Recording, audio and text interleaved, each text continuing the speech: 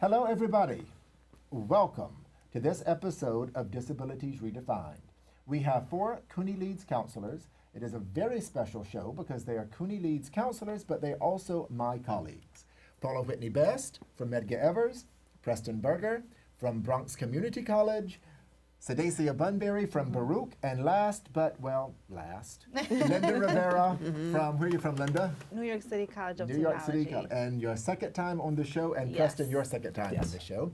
So listen, what we've done today is we've assembled some of the top CUNY LEADS counselors. Well, we're all top in our group, right? Yeah. Sure. What we've done is we've assembled 4 of the top of the top. And that'll be edited out. You won't even see that. At the end of but what we want to do is we want to get to know them first, a little bit about their backgrounds, and then we want to open the floor for a discussion about a question that has been rumbling up in academia as well as pop culture. So we're going to start with Paula, and then we'll take it from there. Hey, Paula, how are you? Good afternoon. Good. So, Paula, now I understand you had a great. Now you were a lawyer. I'm still an attorney. Yes, still a very strong attorney. I understand you enjoyed graduate work in studying law. Yeah, law school was a gas. I felt like I was learning. I felt like I was taking a lunch pail and a hard hat and learning a trade. But the highlight for law school for me were my 2 criminal law classes. One was criminal law, the other one was criminal procedure. I got an A in criminal law and an A+ in criminal procedure, and that enabled me to secure a position as an assistant district attorney in Manhattan. Wow, excellent. Okay, Preston. Okay, Mr. Princeton graduate. Had to throw that in there. Yes, so what would you like to know, Trevor? Yes. What was great about school for you? A lot of things. So I had the opportunity to major in psychology, minor in dance, which also gave me the opportunity to do 2 senior theses. One was a dance concert that I co-produced, co-choreographed with a classmate of mine. Wow. And the other was a social psychology experiment where, I conducted a survey basically and crunched the numbers and came to conclusions. It was like being in a lab. And I also had the privilege of being part of 2 student groups. One was a student-run dance group called Body Hype, and the other was an all-male a cappella group called the Princeton Footnotes. Wow. Now, I understand that the dance group, it was called Body Hype. Yes. And you all had a chant. Can you do it for us right quick? Yeah. When I say body, you say hype. Body. Hype. Body. Hype. There you go. Okay. Represent. Yeah. Well, listen, it sounds like you 2 had a great time, and I'm sure you guys had a great time, too. Sydacia, now I do want to say, both Linda and Preston have been on the show before. Yes. And you all have given me great students. Paula, I see you every month at our CUNY LEADS meetings, and we speak on the phone quite a good bit, which is always a pleasure. And Sydacia, you actually sent me one of our great guests on this show, Natalia, who actually did our first photo session. Yeah. So yes, that was amazing. Thank you very much. You're welcome. So now, Anytime. where did you go to school? Graduate and undergraduate? Undergrad, I went to CUNY Westbury out in Long Island, and then for graduate, I went to Hofstra University. Okay. All right. And what was better, undergrad or grad? That's a good question. Grad, maybe? Only because grad is shorter, I guess. Yeah, I would say maybe grad. That's a tough question, but I'd say grad. Okay. And what was so great about it then? I don't know what was so. Again, I think it was just that it was faster and it was where you were really getting into your career. Right. Yes. I'd say, yeah. Yeah. Okay. Hello, Linda. Hi, Truett. How are you? Good. Okay. Now I love this story. You were now tell us, your first generation. Right. So I was first generation student to go to college in my Okay. family. So I also in the SUNY family, like Sydacia. I went to SUNY Newport and did graduate school at Hunter. Okay. Me too. I did my graduate work at Hunter too. Did you like Hunter? I loved Hunter. I feel like it was a place for me to grow, meet colleagues. I really got a chance to explore the career and in the field. So definitely Hunter. And it's so nice that we work in CUNY. Yes. So it's good to be Right. an alumni. Okay. Well, that brings us to our next question. What is the best part of our job? Okay. All right. Paula, you want to tackle that one? I would say a couple of things. One would be problem solving. The students come to me. I've been called efficient. I've been called an executor because they come to me with their problems, and I enjoy solving them. Yes. Which means going to professors, because grades were not received, because the exams got sent to the professor late, or going to financial aid and helping them get their due financial aid. And so I enjoy that. But certainly is the counseling piece. Because I do have a master's degree in applied psychology from New York University, which taught me how to listen better. So I find myself listening better to my students as a result of my graduate training. Okay. Problem solving is, as we all, Definitely. yes, is a big Key. part of what we do. Yes. And of course, we did say we were all CUNY LEADS counselors, but I should have said in the beginning, but I'll just say it quickly. LEADS is an acronym for Linking Employment, Academic, and Disability Services. Okay. So, Preston, what do you like about your job? I think all of what Paula said for starters, and honestly I like all of it. I like meeting with the students and problem solving with them, as you mentioned. I like working with data and figuring out, okay, how do I use this to sort of like figure out the story of what's going on with my students. But I'd say if I had to pick a favorite part of my job, it's graduation. Because like any other job, there are up days, down days, good months, bad months, slow periods, fast periods. It can be very exhausting, and I feel like graduation day, I've worked in K-12 environments, and I've worked at the college level for about a year and a half and change now. The feeling of, it all comes together at graduation for me. There's something about watching students walk across the stage and earn their diploma, some of whom never thought they would in a million years, and in some cases were told they never would because they have a disability. And you can just see this look in their face of a combination of relief and fear and exhilaration that, like, okay, now whatever my next dream is, I can pursue that. And so I can see on their end, it was kind of, they can have that revelation of it was all worth it. And for me, there's that moment of like, it was all worth it, we did it. Yes, yes. It's a graduation day is a day that everybody is a winner. Yeah, totally. And we all experience that one time a year. In some CUNY campuses, 2 times a year. But it's great every time we experience it. Okay, and what about you? I would say the most rewarding part of my job is I really love connecting with my students. Like, I love building that rapport and getting to know them. I think, just getting that whole story and that whole picture helps me to better guide them. Yes. I love having the conversations with them. And also, I love it when they come to me and they've gotten like that dream job or that dream internship. That's like always the best, like to see them happy and to know, so they're not fearful that, I don't have a future, I'm not going to get to work. I love that part of the job, hearing the success stories, honestly. I think that's true. I think a lot of us just enjoy the process. Yeah. The process of Absolutely. as you say, getting to know them, helping them. Again, I didn't say this before. I was kind of waiting until we got to the third question, but we are all CUNY LEADS counselors. Again, we have the acronym, Linking Employment, Academic, and Disability Services, but what we really are is career counselors within the Disability Center. I didn't bring that up until the third question, so Miss Sydacia over here kind of ruined the punchline. Thanks, but, Sydacia. but that question was spot on. It's almost like for those of us who like to cook, do we spend more time, do we enjoy it more in the kitchen or whenever we put the food on the, true, exactly. So I think we all enjoy just the process of being with the students, and that's what really makes our job worth what it is to us. Yes. Yeah. Linda? So I definitely agree with everything that all of you have said.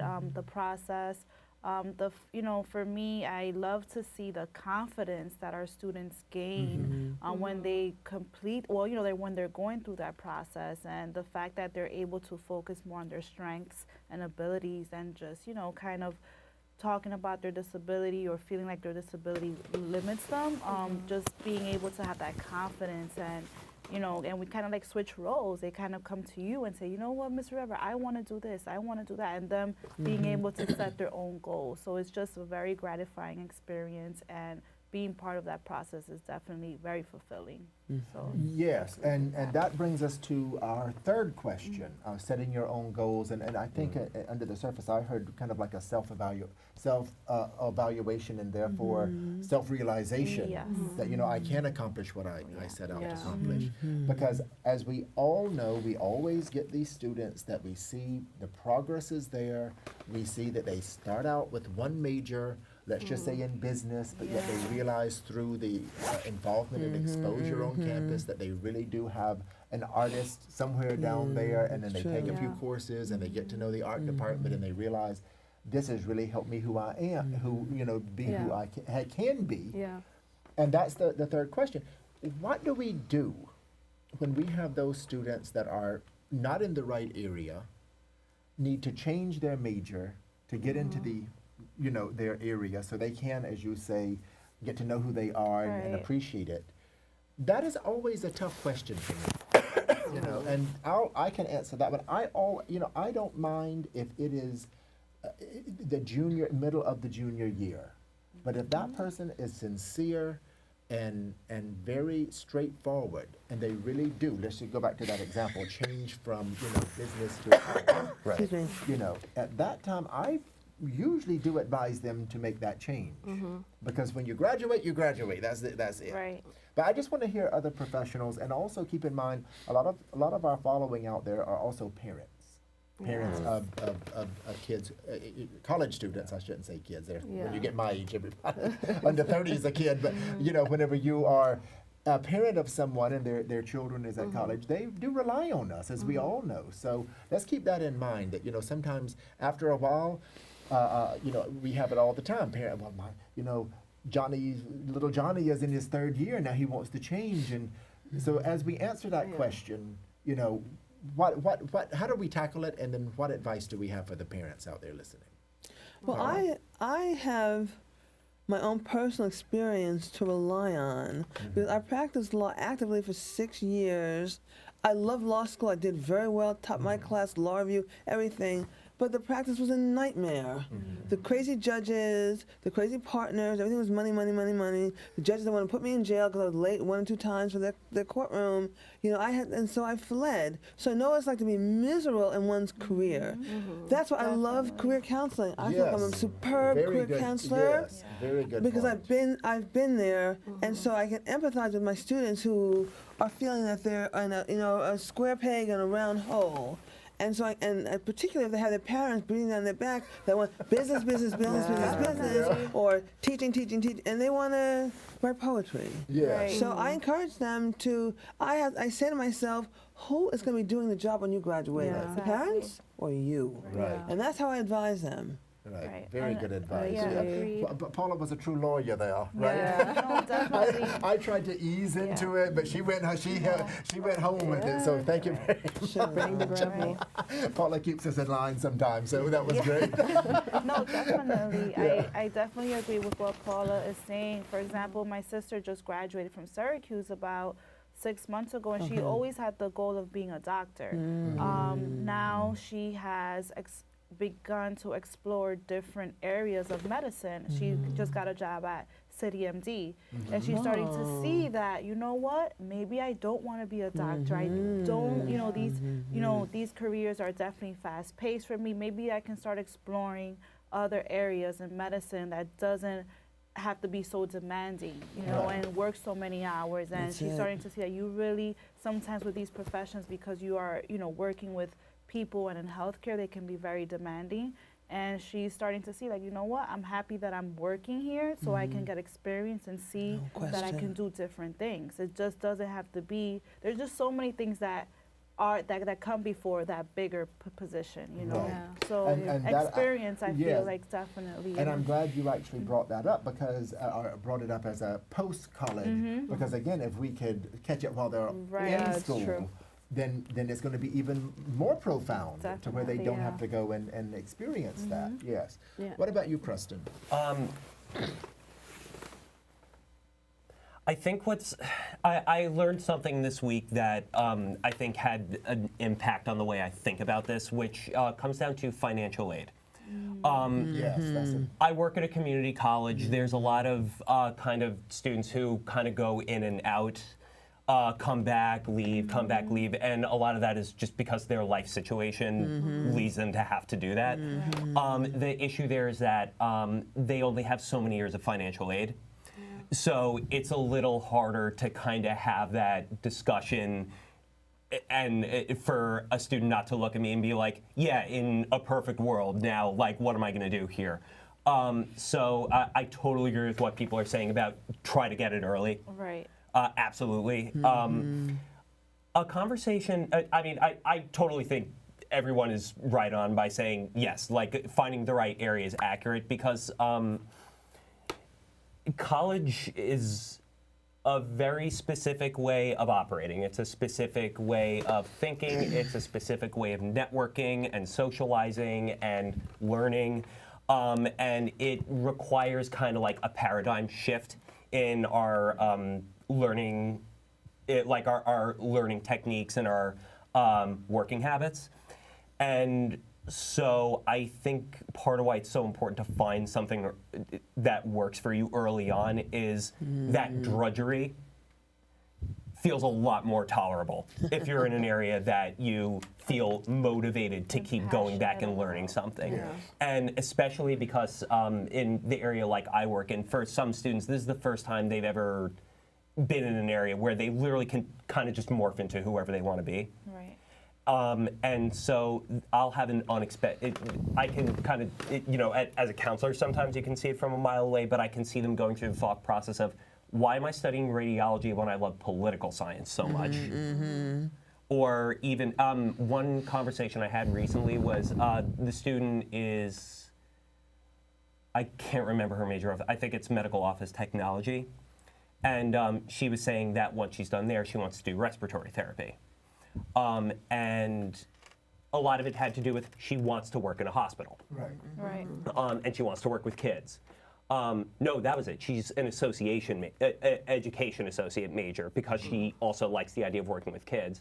And so I said, have you ever heard of a child life specialist? And she said, no, I haven't. And so we reviewed that and the work that a child life specialist does, which I can't speak on very accurately right now, so I don't want to say anything I can't take back. But let's just say it involves a lot of working with parents and kids who are in a hospital setting about to go into a treatment that may or may not be life-ending. And so it's a lot of just helping these young children who might be disabled or terminally ill just kind of have a positive experience at a hospital and develop as humans while they have the chance to. And when I reviewed that with her, I saw her face go like, yeah, I could do that. Right. So I think for me, it's a combination of finding the right area and helping the student feel comfortable with whatever that's going to mean as far as their financial aid goes. Like, I don't know if that. Yeah. No, it is. And we do have to understand a lot of our students actually do have the restrictions of financial aid. Yeah. So we have to take that into consideration, which actually in some ways makes our job even more important. Right. Yeah, because when at one time it was, you have your freshman year, sophomore year, for those of us at 4 years, and for those of you at 2 years, first or second year, oh, let's just start career counseling, toward the end. I don't believe in that. No, not at all. Not at all. No, It's not part at of all. the- For the minute they come into that office, you They need start. help. Yeah, they Well, need. It should start in the womb, as far as I'm concerned. I was going to say part of what I love about the idea of LEADS is it looks at career development as a continuum. From the Right. minute you enter college, like your academics are interweaved into Right. that, and it's Yeah. about developing who you are as a person. Right. Right. Okay. Yeah. Okay. What I tell my students, because my students struggle with this a lot of my students may choose a major because it's a generational thing. So dad is in finance, grandpa was in finance, so I kind of have to do finance as well. And I just tell my students, you know, especially if they're struggling with the major, I say to them, is this what you want to retire from doing? Like, do you want to struggle and just be miserable for the rest, like until you're 60, 65? And I say to them, you know what, if you don't choose the right major in college, there's a lot of people who did a major in college and right now they're working in something totally different. Right. It's not the end of the world if you choose a major and then you go to something, I mean, so I always let them know that, you know, it's no one expects you to know what you want to do for the rest of your life at 18 years old. So I don't know that you should really, you know, like just feel be like bothered trapped and in it, trapped right. about it. I mean, you have to be honest with yourself. So what I tell them, what you should definitely do is not major in something that would make you miserable. If Exactly. you major in something that you kind of like now when you're, you know, 18 through 25, and then, you know, you see more of the world, and then you want to switch something, you know, later on in life, that's totally fine too. But don't confine yourself just to Right. this one major because of someone else or because it's a lucrative career. Because a Right. lot of them And do that too. I definitely agree with that. I had a student come in the other day and told me he wanted to be a dentist, but the way he said it was no passion. It was just, I'm like, well, why? And he said, oh, you know, because my dad said I should pick it. But that doesn't make sense. Again, we have a big Yeah. responsibility. We have to educate that person about that young student about. And listen, that is what it is all about. Okay, yes, that's what it is all. We have to. This is what you have to do to be a dentist. You have to like science. You have to do this. X number of years. You know, I've had one great student who actually worked very hard and is now in my dental. Nice. But he was determined and did it. passionate, And yes, right. and he was passionate. You gotta love it. But I do want to, everybody gave such great and valid responses. Sydacia brought up something though that I do want to hit on. If you don't like your major, okay, that needs to be changed. That needs to be dealt with immediately. Immediately. Don't touch yourself. And then Preston also brought up the area factor. You know, you could do various jobs in a hospital. Yes. You know, so in that respect, it also just depends on the environment that people want to work in, that you can manipulate and strategize that way. I always love to share this story. Then we have to go for a short break for a quick announcement that we have to do. But back in the archaic years when I was in my undergrad, we did not have all of this here on Facebook and you know, whatever, and certainly didn't have it the way you could register online. Yeah. I was at Hunter studying education, and I also did a joint degree in creative writing, and it was a very small creative writing major. And the professors would actually put a list on the door, and you had to sign up. And if you were not like the top 5 in these small studio kind of workshop classes, you just couldn't get in that. You just couldn't get in. And when we found out that list had been on that door, you would see somebody running. You would see somebody in your major running, and word would get round to campus that you would, and we literally, whatever you were doing, you would run to the door to sign up. And I always rely on this. Keep it with me, and I keep telling my students that if you are not running to your major classes, maybe you should think about, Yeah, you know, that's getting true. another major. That's it. Because That's you it. cannot go and sit in a class and think about, God, I wish this was over. Yeah. Or strategize, I don't want to take this, even though it's my major, I want to substitute. And think you're going to be in a good major and will have a solid career after. Yeah. Also, can I add? Yes. If it's Just also quickly. having, very quickly, if it's having a negative physical impact on you, Yes. it's time to move on. Yes, it is. It is. So I think Sydacia hit a very good point. Sometimes it's not so much what you do like at the time, but it's what you realize you don't like that can guide you. Because we have to say, a lot of college students, they just don't know what area, but you do know what you don't like. Yes. Yes, and That's that very is true. that's a very That's it, boy. thank you for bringing that up.